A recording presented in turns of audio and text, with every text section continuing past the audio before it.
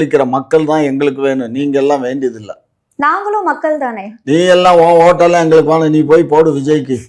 நான் விஜய்க்கு போடுறேன்னு சொல்லவே இல்லையே. உன்னை பத்தி தான் எனக்கு தெரியும்ல, அப்புறம் என்ன விஜய்க்கு போடுவோம். விஜய் சொன்ன உடனே அப்படியே பொங்குது சிரிப்பு. போடுவாங்கன்னு நீங்க கால்குலேட் பண்ணி வச்சிருக்கீங்களா? தமிழ்நாட்டுல எல்லாரும் பெரும்பாலும் விஜய் சூஸ் பண்றாங்கன்றது அவருக்கு தெரியும்.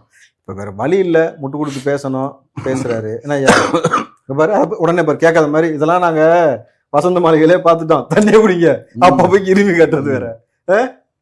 சார், கனிமொழி அவர்கள் வந்து ஸ்ரீவைகுண்டத்துக்கு போறாங்க. அங்க வைகுண்டம் போறாங்களா? அந்த பொண்ணு கரெக்டா தான் சொல்லுச்சு, நீ தான் செங்கலை உருவுற, அது ஸ்ரீவைகுண்டம் தான் சொல்லுச்சு. திருவைகுண்டம். ஆமா, ஸ்ரீவைகுண்டம் தான் அதுக்கு பேரு.